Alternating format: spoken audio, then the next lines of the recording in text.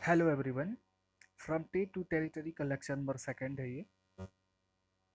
Lecture number first में हमने बात ये किया था कि कैसे ब्रिटिश ईस्ट इंडिया कंपनी जो है यूरोप से चल के इंडिया में आती है, कॉटन्स का, सिल्क का और जो स्पाइसेस होती थी उनकी ट्रेडिंग करती थी और यूरोप में जाके उनको बेचती थी, ढेर सारा जो है पैसे कमाती थी।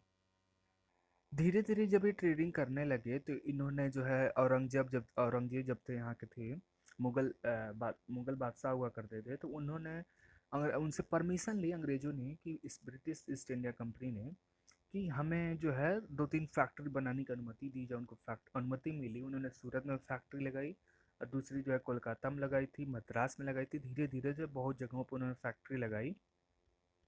लेकिन जैसे ही औरंगजेब की मृत्यु हो जाती है, औरंगजेब की मृत्यु हो गई तो इनके दिमाग में ख्याल आया कि चूंकि इंडिया बहुत ज़्यादा मात्रा में धनी है और पूरे इंडिया में सबसे ज़्यादा जो धन था वो था बंगाल में, क्योंकि बंगाल का जो पूरा इलाका था वो बहुत ज़्यादा जो है रेवेन्यू जनरेट करता था। रेवेन्यू जनरेट इसलिए क्योंकि वो बंगा बंगा गंगा और ब्रह्मपुत्र नदी के एकदम प्लेन में पड़ता है। तो प्लेन में पड़ने के कारण जो है वहाँ की जो मिट्टी है ना बहुत ज़्यादा मात्रा में फर्टाइल है और वहाँ पे क्रॉप प्रोडक्शन, फसल उत्पादन ज़्यादा होता था। तो इनका दिमाग में ये था कि अगर हम बंगाल को कैप्चर कर लेते हैं तो बहुत ज़्यादा मात्रा में रेवेन्यू और बहुत ज़्यादा मात्रा में हमको रूलिंग करने की थोड़ी सी पावर मिल जाएगी। तो इन्होंने लीड करा, इनका इंटेंशन चेंज हुआ कि ट्रेड करना है बट उसके साथ में हमें वॉर करके, युद्ध करके थोड़ी सी ज़मीन को भी कंट्रोल करना है। तो हुआ क्या कि जब औरंगजेब शासन कर रहे थे तो उसके टाइम में पूरा का पूरा इंडिया नहीं, लेकिन ऐसा बोल सकते हैं कि 80% इंडिया जो औरंगजेब के कंट्रोल में थी। इनकी मृत्यु हो जाती है तो जो बंगाल के नवाब थे, बंगाल के नवाब थे, बंगाल का जो नवाब था अलीवर्दी खान नाम था उनका, इसने रिफ्यूज कर दिया कि अब वो जो है मुगल डायनेस्टी के अंदर में शासन नहीं करेंगे, उनके नाम से शासन नहीं करेंगे। इन्होंने अपनी ऑटोनॉमी डिक्लेयर कर ली कि आज से बंगाल जो है वो एक स्वतंत्र राज्य है, बंगाल डायनेस्टी के अंदर में नहीं आता है। तो क्योंकि मुगल ही लास्ट जो है पावरफुल शासन थे, उसके बाद आने वाले तो सारे लोग वही थे। तो अलीवर्दी खान जो है उन्होंने ऑटोनॉमी डिक्लेयर कर दी। वो बंगाल के नवाब बोलते थे और दिल्ली में जो शासक बनते थे ना उनको बादशाह बोलते थे। ये दोनों चीज़ें में ध्यान रखें, इनको बंगाल के नवाब बोलते थे। तो जब ये नवाब बने कौन, अलीवर्दी खान, तो इन्होंने क्या करा, इन्होंने रिफ्यूज कर दिया। पहला चीज रिफ्यूज किया कि मुगल डायनेस्टी के अंदर में हम काम नहीं करेंगे। दूसरा चीज उन्होंने ये रिफ्यूज कर दिया कि जो कंपनी को कंसेशंस मिलता था ना, छूट, कि आप जो है अगर इंडियन टेरिटरी में ट्रेडिंग करते हैं, कहीं फैक्ट्री लगा के अपनी चीज़ों को स्टोर करते हैं, तो आपको कंसेशन मिलेगा, टैक्स नहीं देना पड़ेगा। तो ये सारी छूट जो है बंगाल के नवाब ने गद्दी पे बैठते ही मना कर दी कि भैया ब्रिटिशर्स, आज के बाद से हमको कुछ भी कंसेशन नहीं देना, आपको भी टैक्स देना पड़ेगा। और वो ऐसा इसलिए क्यों किए, क्योंकि बंगाल से जो ये ट्रेडिंग करते थे ब्रिटिशर्स, इनको ज़्यादा बहुत ज़्यादा मात्रा में प्रॉफिट होता था और बंगाल के राजकोष में कुछ जाता ही नहीं था। तो इन्होंने एक तरीके से सही किया, बंगाल के नवाब ने उनको रिफ्यूज कर दिया। तो लेकिन ब्रिटिशर्स क्या चाहते थे, ब्रिटिशर्स ये चाहता था कि जो हमारे ऊपर जो है टैक्सेस लगाई जा रही है, हमारे हमसे जो रेवेन्यू जनरेट किया जाए उसको पूरी तरीके से एबोलिश किया जाए, हटा दिया जाए। लेकिन बंगाल के नवाब ने कहा नहीं, आपको भी देना पड़ेगा। तो ब्रिटिशर्स क्या सोच रहे थे, उनके दिमाग में बात खटक रही थी, कुछ प्लानिंग कर रहे थे कि कैसे जो है बंगाल के नवाब को मनाया जाए। तो ब्रिटिशर्स जो ऑफिशियल्स थे वो जानते थे कि बंगाल का जो एडमिनिस्ट्रेशन, प्रशासन जो है चलता कैसे है। और वो ये भी जान, इसलिए उन्होंने ट्राई किया कि अभी इनके पास जो ऑटोनॉमी है इसको ख़त्म करने का एक ही तरीका है, किसका इस्तेमाल करना, फोर्स का, ताकत का इस्तेमाल करो। ब्रिटिशर सोच रहे थे ताकत का इस्तेमाल करो और बंगाल के नवाब को बताओ कि शक्तिशाली तुम नहीं, हम हैं। तो ये स्टार्टिंग होती है पावर दिखाने की वो एक जगह से जिसका नाम है प्लासी। प्लासी कहाँ है आप देखो मैप में, ये पूरा पूरा बंगाल का इलाका है।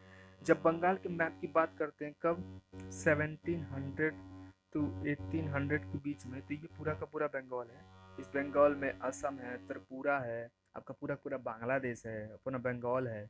वेस्ट बंगाल की बात करें, पूरा का पूरा जो है ये बंगाल हुआ करता था उस टाइम का। तो ये देखो यहाँ ये रहा मुर्शिदाबाद। बंगाल की जो कैपिटल हुआ करती थी ये थी मुर्शिदाबाद में, ठीक है। ये थी कैपिटल मुर्शिदाबाद में। और ये जो प्लासी है ये वो जगह है जहाँ पे लड़ाई लड़ी गई थी। इस जगह का नाम प्लासी इसलिए है क्योंकि यहाँ पे एक फॉरेस्ट टाइप में है, यहाँ पे केवल पलास नाम के फूल पाए जाते हैं, इसीलिए इसका क्या नाम रखा गया है, पलासी। समझ गए।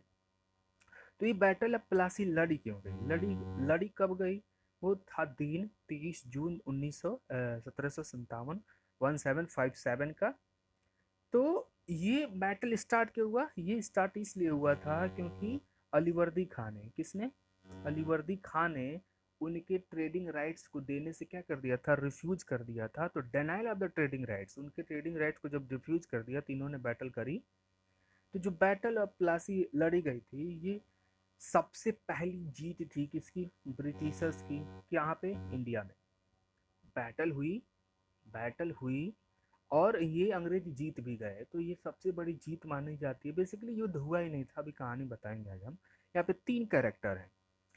पहला ये, अब देखो हुआ क्या कि दो भाई टाइप में थे, कजन्स थे। एक का नाम था मीर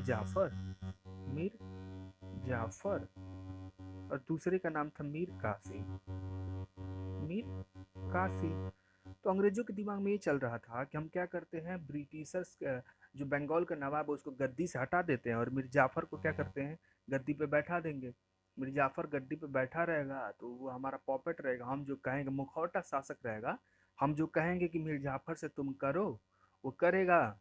अगर वो भी हमारे ट्रेडिंग राइट्स को छीनने की कोशिश करेगा उसको गद्दी से हटा देंगे। हुआ यही, मीर जाफर को इन्होंने लड़ाई करी और लड़ाई करके जो है अलीवर्दी खान, देखो अलीवर्दी खान जो था, ठीक है ना, अलीवर्दी खान जो है 1 साल पहले जब ये बैटल हुआ था उस 1 साल पहले इसकी डेथ हो गई।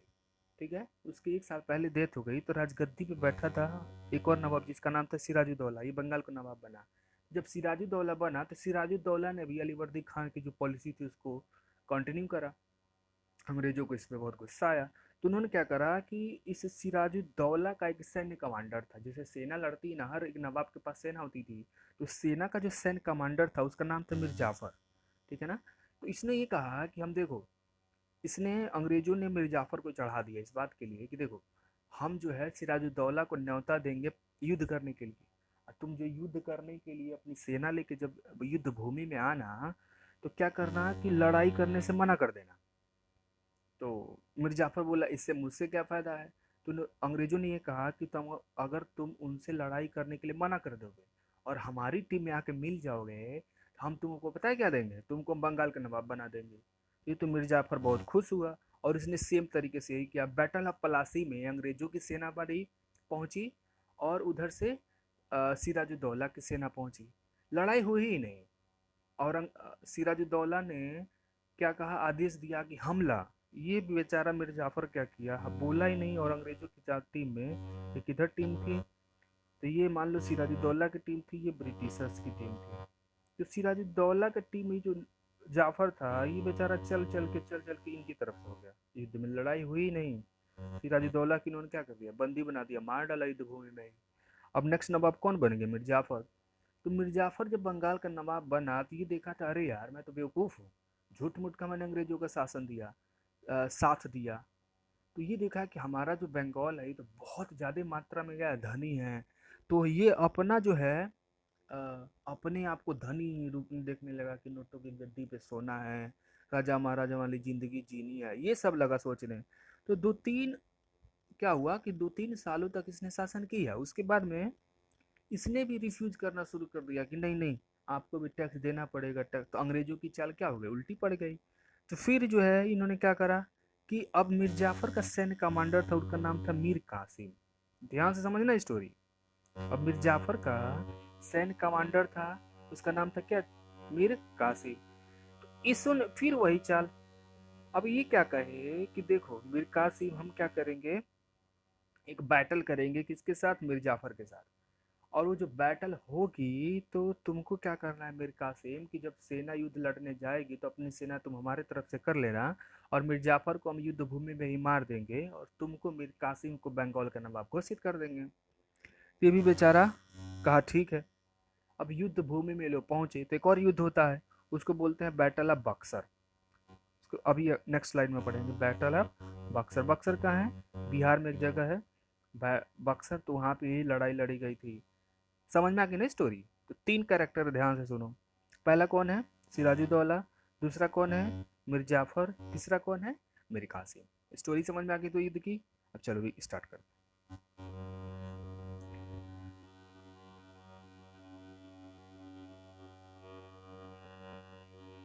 कहाँ तक पहुंचे थे? हाँ, तो पहुंचे ये थे यहाँ पे फर्स्ट पॉइंट पे, कि फर्स्ट पॉइंट ये था कि बैटल ऑफ प्लासी जो है 23 जून 1757 को लड़ी गई थी, और ये ब्रिटिशर्स की फर्स्ट मेजर विक्ट्री थी इंडिया में। अलीवर्दी जो खान था, अभी मैंने बताया कि बंगाल का नवाब हुआ करता था, जिसने डेनाई करी, इसकी डेथ हो जाती है 1 साल पहले युद्ध से। उसके बाद सिराजू जो दौला है, सिराजुद्दौला बंगाल का नवाब बनता है। तो इसी सिराजुद्दौला के खिलाफ अंग्रेजों की तरफ से जो सैन्य उसका कमांडर था, ये बोल सकते उसका नाम था रॉबर्ट क्लाइव। क्या नाम था? Robert Clive. इसने जो है कंपनी की आर्मी लेके आई और सिराजुद्दौला के खिलाफ पलासी नामक जगह पे क्या हुई? बैटल हुई। मेन रीजन क्या था? अब यहाँ पे ऑफ कोर्स कौन हार गया? नवाब हार गया। नवाब में कौन? सिराजुद्दौला। और अंग्रेजों की तरफ से कौन? Robert Clive. अकेले नहीं था, अंग्रेजों की सेना थी और उनकी भी सेना थी, तो दोनों लेके पहुंचे। लेकिन क्या हो गया है? नवाब जो है हार गया। क्यों? क्योंकि मीर जाफर की जो टीम थी, इसने क्या कर दिया? विश्वासघात इसको बोलते हैं। बिट्रेटेड मतलब क्या होता है? विश्वासघात कर दिया। उसने चूना लगा दिया सिराजुद्दौला को, और जाके किससे मिल गया? अंग्रेजों से, रॉबर्ट क्लाइव से जाके मिल गया। और ये बैटल जो है बिना लड़े ही सिराजुद्दौला हार गया। उसके बाद में मीर जाफर से ये प्रॉमिस किया गया था। किसने किया था प्रॉमिस? क्लाइव ने, यानी ब्रिटिशर्स ने मीर जाफर से ये प्रॉमिस किया कि जब भी सिराजुद्दौला को हम क्रश कर देंगे, उसको मार डालेंगे, तो तुमको बंगाल का नवाब बना देंगे। ऐसा उन्होंने किया भी, जैसा कि डील हुआ था। मीर जाफर जो है बंगाल का नेक्स्ट नवाब बन गया आफ्टर डिफीट। उसके बाद में सिराजुद्दौला की डेथ हो गई। लेकिन ये जो है केवल बंगाल का नॉमिनल हेड था, मतलब कहने के नाम का बंगाल का नवाब है, लेकिन जितनी सारी पावर थी वो अंग्रेजों ने अपने पास रखी थी। और power remains in hands of the Britishers के ही हाथ में थी, कि जितना भी डिसीजंस लेना है, टैक्स लेना है नहीं लेना, युद्ध करना है कि नहीं करना है, हम समझ के मान के चलो कि पूरे के पूरे बंगाल पे इनका जो है पार्शियली जो है कंट्रोल जो है हो चुका था। ये मैंने मैप समझा ही दिया। इनकी कैपिटल थी बंगाल्स की मुर्शिदाबाद में, और बैटल ऑफ प्लासी हुई थी यहाँ पे, देख रहे हो ना, एकदम नदन साइड्स में। अब क्या वो बैटल ऑफ बक्सर, फिर वही चीज। बैटल ऑफ जैसे ही प्लासी में ये हार गए, तो सिराजुद्दौला को हटा करके मीर जाफर को क्या बनाया गया था? नवाब बना दिया गया। अब जो मीर जाफर था, ये पपेट बन गया था किसका? ब्रिटिशर्स का। कि वो पपेट का मतलब कि एक तोता देखते हो ना, जिसको जो भी सिखाया जाएगा हे राम हे राम हे राम, तो तोता वही बोलेगा। तो ये तोता बन गया था। पपेट का मतलब समझ लो कि तोता, जिसको रट्टू तोता बोलते हैं। तो मीर जाफर वही बन चुका था। अब क्या हुआ? 1764 में, 1764 में बैटल ऑफ बक्सर हुआ। ये लड़ा गया किसके बीच में? मीर कासिम, अभी बताया ना, मीर जाफर हटेगा तो मीर कासिम आया। तो मीर कासिम जो है, इसको जो है, मीर कासिम जो है, इसको डिनाई कर दिया गया था कि ब्रिटिशर्स ने बोला था कि हमको कुछ पावर्स वगैरह वगैरह चाहिए। तो इसने भी धीरे धीरे जो है रेवेन्यू जो है देना जनरेट करना मना कर दिया। तो मीर कासिम ने क्या करा कि ना, मीर कासिम जो था, मीर कासिम ने क्या कर दिया कि जो भी ट्रेड ड्यूटी थी उसने एबोलिश कर दिया, कि नहीं सबको जो है टैक्स देना पड़ेगा। तो उसको खिलाफ लेकर के क्या हो गए, लड़ाई करने लगे। तो इसने क्या किया? सबसे पहला कि अपनी कैपिटल जो थी ना मुर्शिदाबाद, वो चेंज करके कहाँ लेके आ गया? मुंगेर। मुंगेर कहाँ है? बिहार में। और मुर्शिदाबाद कहाँ है? मुर्शिदाबाद है बंगाल में। तो अपनी कैपिटल चेंज करके आ गया मुंगेर। तो ये अंग्रेजों को पसंद नहीं कि बिना हमसे पूछे तुम कैपिटल कैसे चेंज कर सकते हो। अब ये यही मेन रीजन था बैटल का, कि ट्रेड को फिर से डिनाई करना, कैपिटल चेंज करना, बक्सर वाले युद्ध का। तो अब ये बक्सर वाले युद्ध में केवल मीर कासिम अकेले लड़ाई नहीं लड़ा। मीर कासिम को जब पता था कि जो हुआ था बैटल ऑफ प्लासी में, प्लासी वाली जगह हुए, तो मीर कासिम ने क्या किया? मीर कासिम खुद सिराजुद्दौला, और इसने जो है अवध के जो नवाब थे उनका नाम था शाह आलम, और जो मुगल किंग हुआ करते थे, भले ही पावरफुल नहीं थे लेकिन थे। इन्होंने क्या कहा कि देखिए, अंग्रेजों को हराना है, ये बहुत ज़्यादा हमारे लिए साथी दिमाग लगा रहे हैं और हमारे इंडिया को बर्बाद करके रख देंगे। तो इसने मदद मांगी किससे? किससे? सिराजुद्दौला से, अवध के नवाब से, और जो मुगल के नवाब थे, मुगल डायनेस्टी के जो रूलर थे, उनसे जो है शासक बनी। और 3 लोगों की सेनाएं संयुक्त रूप से कहाँ पहुंची? बक्सर वाले युद्ध में। फिर भी क्या हुआ? बक्सर वाले युद्ध में पड़ी, बक्सर वाले युद्ध में पड़ी, फिर भी ये क्या हो गए, हार गए। और उस टाइम जो है इसका नेतृत्व कौन कर रहा था अंग्रेजों की तरफ से, हेक्टर मुनरो नाम का एक व्यक्ति था। हेक्टर मुनरो ने क्या करा कि हेक्टर मुनरो ने उनके खिलाफ क्या करी, लड़ाई लड़ दी, लड़ाई लड़ी थी। उसमें कौन था, रॉबर्ट क्लाइव था, बैटल ऑफ प्लासी में। और ये जो है सच में अंग्रेजों की बहुत बड़ी जीत थी। इन्होंने बहुत ज़्यादा जो तोप होते हैं ना, तोप, इसका तोप का इस्तेमाल किया था युद्ध में, इसलिए जल्दी जीत गए थे। लेकिन हमारी तरफ से इंडियन साइड से जो तीन सेनाएं संयुक्त रूप से लड़ी थी, इनके पास क्या था कि सेना बहुत ज़्यादा मात्रा में थी, लगभग लाख के करीब में थी। और ब्रिटिशर्स के पास 10 से 15 हज़ार सैनिक थे। फिर भी 10 से 15 हज़ार सैनिकों के बल पे उन्होंने पूरे तीन राजाओं की सेनाओं को हरा दिया। तो सोच सकते हो कि कितने पावरफुल थे और कितना दिमाग लगा के ये जीते थे। ये वो जगह है। तो दो युद्ध खत्म हो गए। ये है प्लासी, जो मैप की बात कर रहे थे, ये पूरा का पूरा था। तो आज ये पलासी वेस्ट बंगाल में पड़ता है और ये बिहार है, बक्सर। यहाँ पे कहीं मुंगेर पड़ेगा, तो यहाँ पे कैपिटल, ये बक्सर नामक जगह पे क्या हुई थी, लड़ाई लड़ी थी। ये यूपी बिहार के बॉर्डर पे, यूपी में आपका यहाँ बलिया पड़ता है, यहाँ पे जस्ट 30 किलोमीटर दूर है बक्सर से, यूपी में बलिया पड़ता है, यहाँ पे लड़ाई लड़ी हुई थी। ओके, नेक्स्ट कंटिन्यू करेंगे नेक्स्ट वीडियो से। Okay, thank you.